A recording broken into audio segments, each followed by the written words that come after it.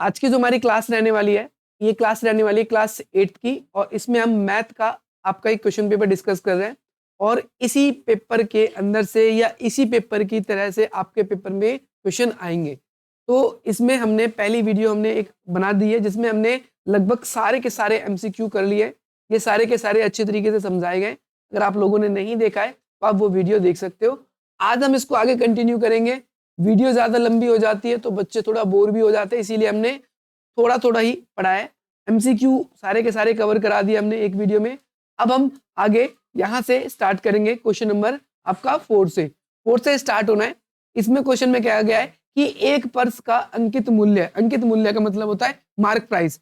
आप कोई भी सामान खरीदते हो तो उसमें जो रेट लिखा होता है, एमआरपी लिखी होती है, उसे ही बोलते हैं अंकित मूल्य। ये कितना है? 1200 रुपए। और शशि ने इसे 720 में खरीदा। देखो, खरीदा यानी कॉस्ट प्राइस। और आगे कहता है कि शशि को कितने प्रतिशत की छूट दी गई। अब देखो, छूट दी गई। अब यहाँ पर हमें क्या क्या दे रहा है? सबसे पहले हमें क्वेश्चन के अंदर हमें मार्क प्राइस दे रहा है। हमें जो जो चीजें दे रहा है हम पहले उस चीज को हम पहले लिख देंगे। क्वेश्चन में हमको क्या क्या चीजें दे रहा है? जैसे मार्क प्राइस दे रहा है, हमें हमें दे रहा है क्वेश्चन नंबर 4, तो हम लिखेंगे वस्तु का अंकित मूल्य। अब इंग्लिश वाले बच्चे इंग्लिश में लिख लेंगे। क्वेश्चन में देख के मार्क प्राइस ऑफ आर्टिकल लिखा हो या फिर जो भी चीज लिखी हो, तो 1200 रुपए। कितना रुपए? अब भाई उसे कॉस्ट प्राइस यानी वस्तु का पड़ा कितने का है वो? खरीद। खरीद का मतलब हमेशा होता है कॉस्ट प्राइस, यानी उसकी जो खरीद है, खरीद, वस्तु की खरीद यानी कॉस्ट प्राइस कितने की पड़ेगी? 720 की। अब कह रहा है उसका छूट का प्रतिशत बताओ। अब सीधी सी बात है, छूट कैसे पता चलेगी? छूट दोनों को घटाने से पता चलेगी। दोनों को माइनस कर दो, है ना। 0 से 0 जाएगा 0, 2 जाएगा 8, यहाँ आपका 11 में से 7 जाएगा 4, 480 रुपए। इतने रुपए की छूट। अब क्या निकालना है? छूट का प्रतिशत निकालना है। छूट प्रतिशत कितना है? पहले पहले यहाँ पर लिखना पड़ेगा हमें छूट। अब यहाँ पर लिखेंगे छूट प्रतिशत निकालने के पहले छूट लिख देंगे यहाँ पर, यानी डिस्काउंट लिख देंगे। यहाँ पर गुणा 100% का निशान। अब छूट जो है वो किसके ऊपर दी गई है? छूट हमें दी गई है अंकित मूल्य पे। ध्यान रखना है, यहाँ पर हमें अंकित मूल्य लिखना है, नहीं मार्क प्राइस लिखना है, अंकित मूल्य। तो छूट कितने की है? 480 रुपए की। और मार्क प्राइस कितना है? 1200 है। 1200 है तो हम यहाँ पर 1200 लिख देंगे। यहाँ पर हम 1200 लिख देंगे। और प्रतिशत निकालने के लिए हम क्या करेंगे? तो से 2 जीरो कट गई। 12 के पारे में 12 चौक 48, 0 का 0 और ये परसेंट का परसेंट, हम क्या कर देंगे? 40% की उसे क्या मिली है? छूट मिली। ये क्वेश्चन आपका हो गया, केवल इतना सही सवाल करना था। क्वेश्चन नंबर 4 हो गया। क्वेश्चन नंबर 5 में कह रहा है वह छोटी प्राकृत संख्या ज्ञात कीजिए जिसे 392 से गुणा करने पर पूर्ण घन बन जाए। घन का मतलब क्या होता है? क्यूब। क्वेश्चन हो गया। अब हमको क्या कह रहा है कि भाई एक ऐसा संख्या बताओ, प्राकृत संख्या। क्वेश्चन नंबर 5 है। तो हमें पता नहीं तो हम क्या लिखेंगे? माना प्राकृत संख्या। वो संख्या क्या मान ली हमने? x। हमें पता नहीं कौन सी संख्या है, x मान ली। अब कह रहा है कि इस x से अगर हम किसी संख्या को गुणा कर रहे हैं, 392 को, 392 ही था, अगर इससे गुणा कर रहे हैं तो पूरा एक क्यूब बन जा रहा है। क्या बन जा रहा है? एक क्यूब बन जा रहा है। अब क्यूब बनेगा कैसे? अब कैसे निकालेंगे इसको? पहले इसका लेना होगा हमें एलसीएम। याद रखना है आपको। आपको क्या करना होगा? एलसीएम। क्या करना होगा? एलसीएम। ठीक है। 392 से हम उस संख्या को गुणा कर रहे हैं तो वो क्यूब बन जा रहा है, तो हमें इसके लिए एलसीएम लेना होगा। लास्ट में 2 है तो हमें किससे एलसीएम लेना होगा? 2 से। 2 से बोलोगे 2 एकम 2, 2 नीम 18, 2 छिक 12। फिर किससे करेंगे? फिर 2 से करेंगे। बोलोगे 2 नीम 18, 2 अट्ठे 16। फिर 2 से करेंगे, बोलोगे 2 चौक 8, 2 अट्ठे 16। फिर 2 से करेंगे हम तो यहाँ पर बचेगा आपका 24। फिर 2 से करेंगे 12, फिर 2 से करेंगे 6, फिर 2 से करेंगे 3, और फिर आपका 3 से करेंगे 1। अब देखो क्यूब में हमें 3 के जोड़े बनते हैं। क्यूब में हमारे किसके जोड़े बनते हैं? 3 के जोड़े। अब इसमें भी हमें क्या है? इनका जोड़ा नहीं बना। देखो इसका तो जोड़ा बन गया। क्यूब में 3 के जोड़े बनेंगे, पेयर बनेंगे। जो किसके बनेंगे? जैसे जोड़ा 2 का होता है, 3 के बनाने। तो इनका तो बन गया, इसका भी बन गया। बना किसका नहीं? 2 और 3। 2 और 3 का नहीं बना।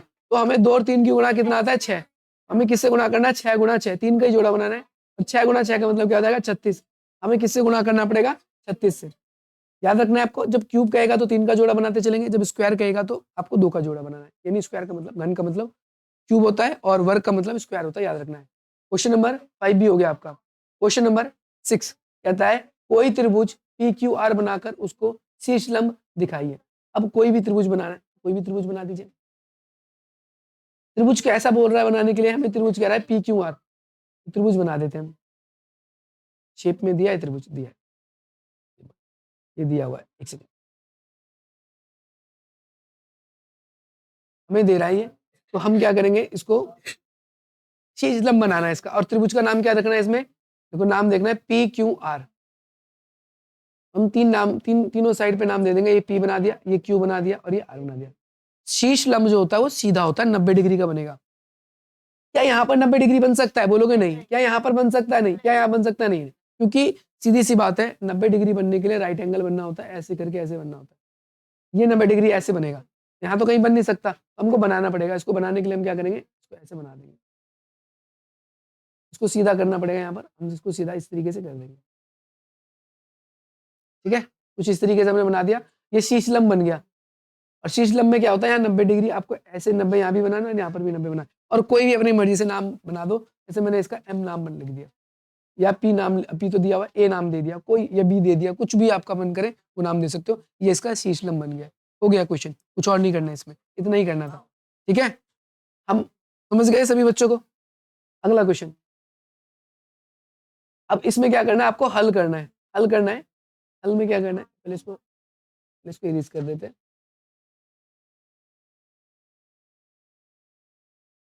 कहता है 4.4x, 4.4x, इसके बाद में लिखा है -3.8 और इसके बाद लिखा है बराबर में 5। देखो आप सबको पता है, आप सब थोड़ा बहुत मैथ जानते हो, मैंने बता रखा है ये नॉर्मल संख्या है, और ये माइनस में दूसरी तरफ जाएगा तो प्लस में हो जाएगा। यहाँ क्या बच जाएगा, 4.4x, ये माइनस में उधर जाके क्या हो जाएगा, प्लस में, यानी 5 जमा 3.8।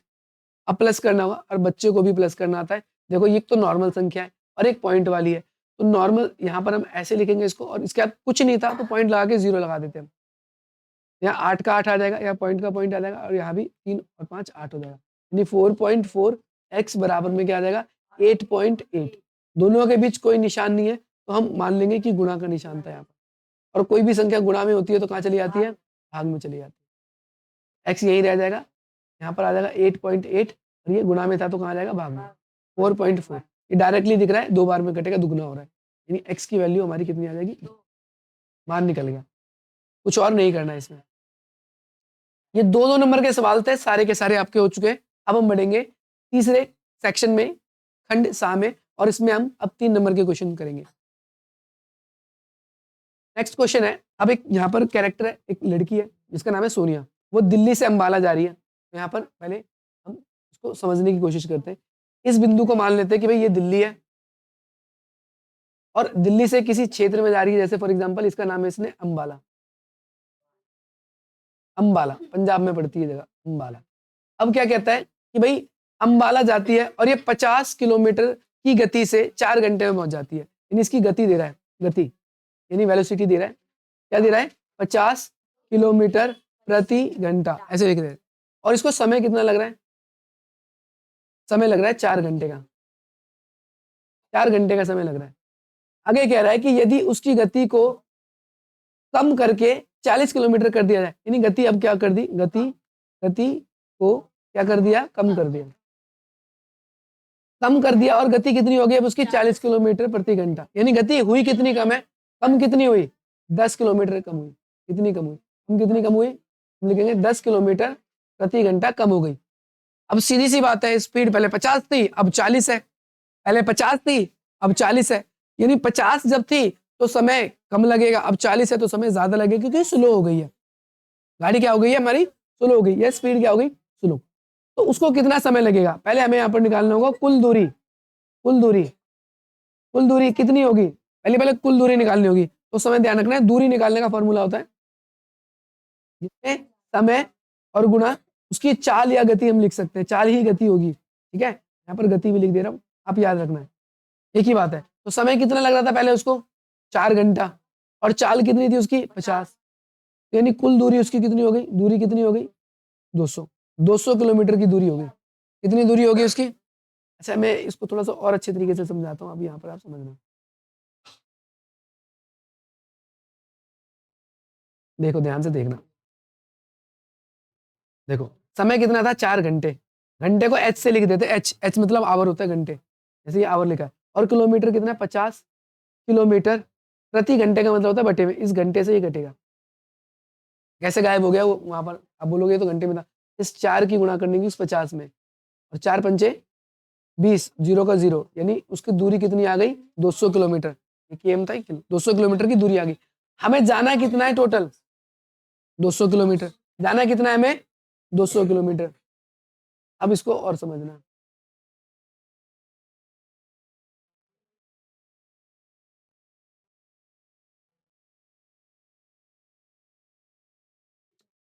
देखो हमें जाना कितना है 200 किलोमीटर, यानी कुल दूरी हमारी कितनी आ गई, कुल दूरी हमारी आ गई 200 किलोमीटर।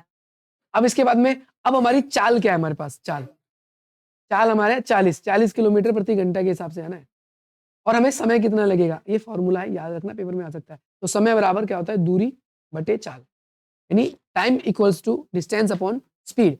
उसकी स्पीड क्या है, तो यहाँ पर उसकी चाल आ जाएगी, यानी गति आ जाएगी। दूरी कितनी है 200 किलोमीटर, और उसकी चाल कितनी है, तो बोलोगे 40 किलोमीटर प्रति, अब ये नीचे है ना बटे में, जो नीचे आता है, नीचे वाला ऊपर चले जाता है, नीचे वाला कहाँ चला जाता है, ये ऊपर चला जाता है, ये घंटा यहाँ चला जाएगा गुणा में, किलोमीटर से किलोमीटर कटा, जीरो से जीरो कटा, 4 से 5 बार में, यानी उसको कुल समय कितना लगेगा 5 घंटे, यानी 5 घंटे यानी 5 आवर उसको लगेंगे। ये सवाल सॉल्व हो गया, 3 नंबर आपके पूरे हो गए। ठीक है भाई, ये अगला सवाल है, ये सवाल पिछले वाले पेपर में भी ऐसे ही सेम आया था, जब मैंने आपको पिछला प्रैक्टिस पेपर कराया था, जिसमें मैंने बताया था कि आपको 196 का बार बार घटाने की विधि से आपको क्या करना था, वर्ग निकालना था। अब की बार आपको 81 का वर्गमूल निकालना है, 81 का निकालना है, हमें इसका नहीं निकालना, हमें इसका निकालना है। तो बार बार घटाने की विधि में क्या है, पहले हम 1 से घटाना शुरू करते हैं, 81 में 1 को घटाएंगे 80, फिर 80 में 3 को घटाएंगे, इसको विषम संख्या को घटाएंगे, सम संख्या विषम संख्या, 1 3 5 7 9 ऐसे, तो यहाँ पर कितना आ जाएगा 77, फिर 77 को हम घटाएंगे 5 से, ठीक है, फिर कितना आ जाएगा 72, फिर आपका 72 को 7 से घटाएंगे तो कितना आ जाएगा 65, फिर 65 को हम 9 से घटाएंगे तो कितना आ जाएगा आपका 50, 50 5 इधर से कम हुआ, वहां से 4 से 56, 56 को जब हम 11 से घटाएंगे तो यहाँ पर 45, ठीक है, फिर 45 को जब हम 13 से घटाएंगे तो यहाँ पर 32 बचेगा, फिर यहाँ पर 32 को जब हम घटाएंगे 15 से तो यहाँ पर पहले तो 12 घटा लिया तो 20 बचा, है ना, और फिर 3 17 बचेगा, फिर यहाँ पर 17, ये 17 लिखा है, 17 को फिर हम घटाएंगे किससे 17 से, तो कितना आ जाएगा 0। अब कितनी बार घटाया गया, 1 बार 2 बार 3 बार 4 बार 5 बार 6 बार 7 बार 8 बार 9 बार, और बच्चे को भी पता है 9 का स्क्वायर कितना होता है 81, तो 9 बार ही घटाना पड़ा। बार बार घटाने की विधि से भी हमको पता चल जाता है कि वो नंबर किसी का परफेक्ट स्क्वायर होगा या नहीं होगा। वैसे अगर एमसीक्यू में आए तो आप ऐसे घटाने मत लग जाना, इतना समय बर्बाद मत करना, जब ये 2-3 नंबर में आएगा, जैसे 3 नंबर में पूछा गया तो ही आप ऐसे घटा के उसको दिखाएंगे, अदरवाइज नहीं दिखाएंगे। 3 नंबर पक्के, पेपर मुश्किल नहीं है, अगर आप ईमानदारी से और ढंग से करोगे, सही अप्रोच से करोगे। बच्चे क्या करते हैं, एमसीक्यू में बहुत ज्यादा टाइम लगा देते हैं, एमसीक्यू आपको आते हैं तो ठीक है, नहीं तो पहले बड़े नंबर के क्वेश्चन में या जो जो क्वेश्चन आते हैं उसको टारगेट करो। 2.5 घंटे ही आपके पास में, ज्यादा समय भी नहीं है, और 15 मिनट पढ़ने को मिलेंगे, तो उस 15 मिनट जो पढ़ने के लिए अगर मिलते हैं, अगर आपको मिलते हैं, अगर 15 मिनट पेपर मिलने को पढ़ने को मिलता है तो उसको क्या करो, आप उसको पहले अच्छे से पढ़ लो, कौन कौन से क्वेश्चन आते हैं पेंसिल से सर्कल कर लो, जो जो आते हैं, या फिर जो नहीं आते उसको सर्कल कर लो, या हल्का सा डॉट डाल दो, टीचर मना करती है तो आप ऐसा कर सकते हो, ताकि आप बार बार ही आपको क्वेश्चन पढ़ के ना परेशान ना होना पड़े, यार क्वेश्चन आता है कि नहीं आता, उसमें भी टाइम बर्बाद होता है।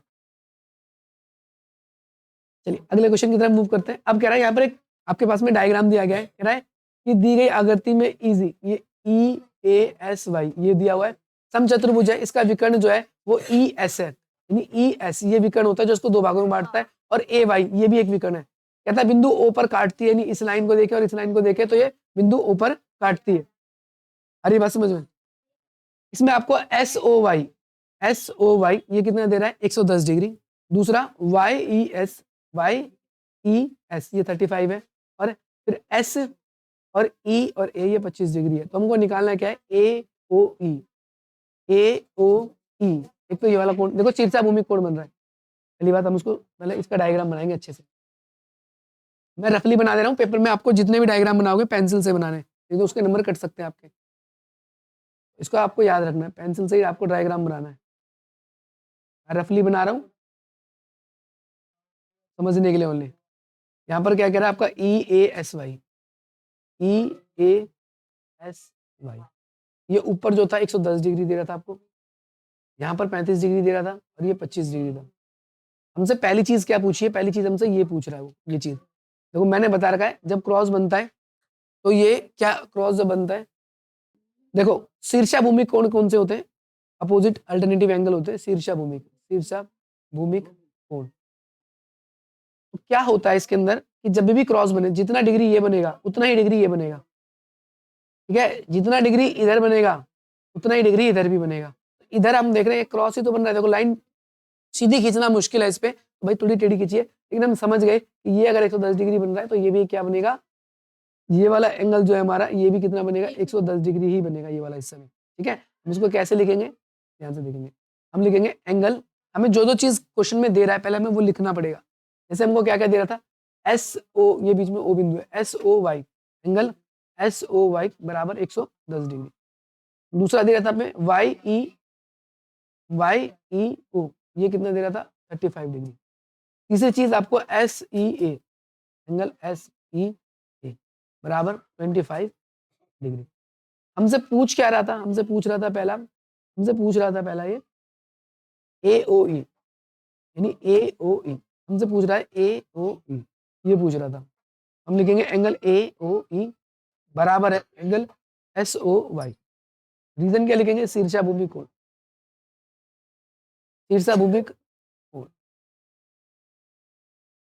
यानी ए ओ ई बराबर भी कितना हो जाएगा, 110 डिग्री। पहली चीज तो हमने बता दी। दूसरी चीज हमसे पूछ रहा है ए एस ई, कहाँ पर है ए एस और ई, ये वाला हिस्सा पूछ रहा है हमसे। अच्छा ये जेड बन रहा है, देखो ऐसे, तो मैं बता दूं अभी भी जैसे जेड बने ऐसे, ऐसे जेड बने, ऐसे जेड बने, ऐसे जेड बने, तो ये जो अंदर के कोण है इसे बोलते हैं एकांतर कोण,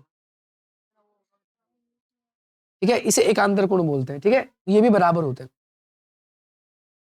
ये कोण कौन सा होता है, एकांतर कोण, ठीक है, याद रखना है, अल्टरनेट एंगल बोल देते हैं। तो कौन सा एंगल बनेगा, देखो ये मैं आपको अलग पेन से दिखा दे रहा हूँ ताकि आपको याद रहे। ये देखो जेड बन रहा है कि नहीं, ये ब्लू कलर जेड बन रहा है। हम क्या कहेंगे, ये वाला कोण जो होगा जितने डिग्री का, ये वाला भी उतनी डिग्री होगा। हम यहाँ पर लिख देंगे, angle Y E S, Y E S बराबर क्या हो जाएगा आपका A S E, angle A S E. Reason क्या लिखेंगे इसमें, एकांतर कोण, एकांतर,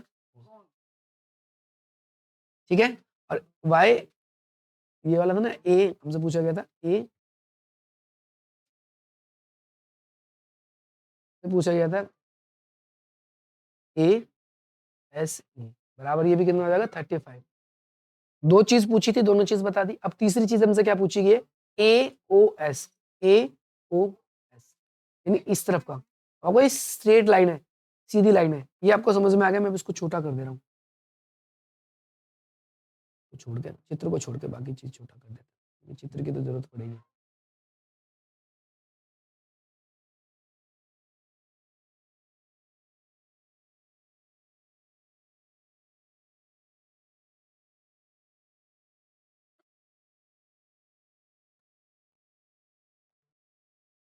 ध्यान से देखेंगे।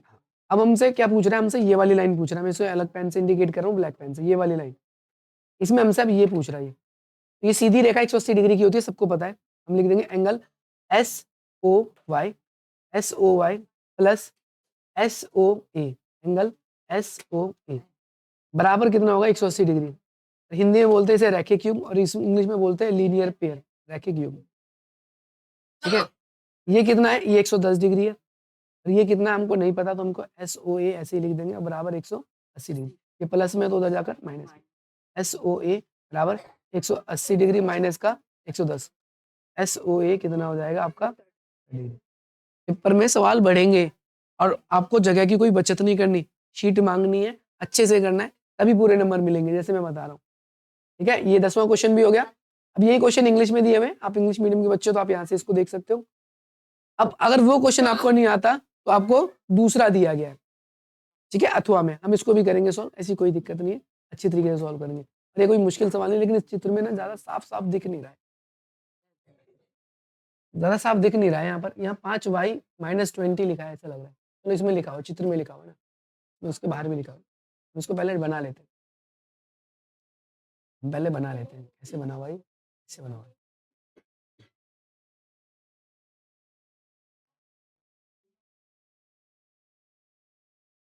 इस तरीके से बना हुआ है। और यहाँ पर हमको क्या दे रहा है, BO, पहले नाम दे देते हैं, ये O है, ये B है, और क्या दिया गया है, ये T है, और इधर ऐसे ये E दिया, कोई बात नहीं।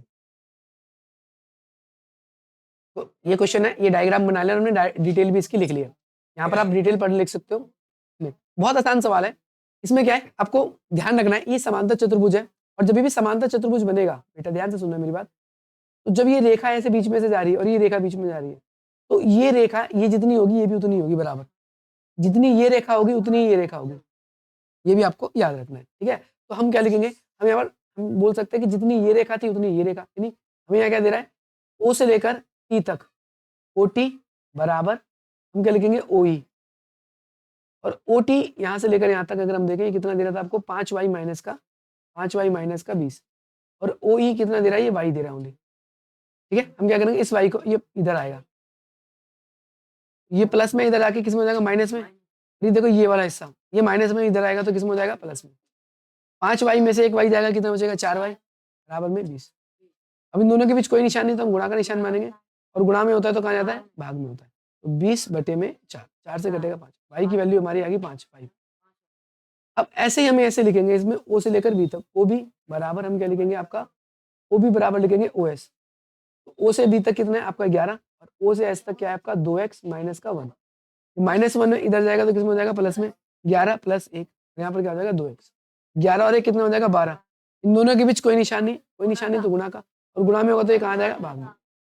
2 से कितनी बार में कटेगा, 6 बार। x का मान कितना आ गया आपका, यानी x की वैल्यू भी और y की वैल्यू दोनों आपने इसमें सॉल्व आउट कर ली। आज हम इसको इतना ही छोड़ते हैं, जो 5 नंबर के जो क्वेश्चन है आपके इसके आगे के, हम इसको अगली क्लास में डिस्कस करेंगे।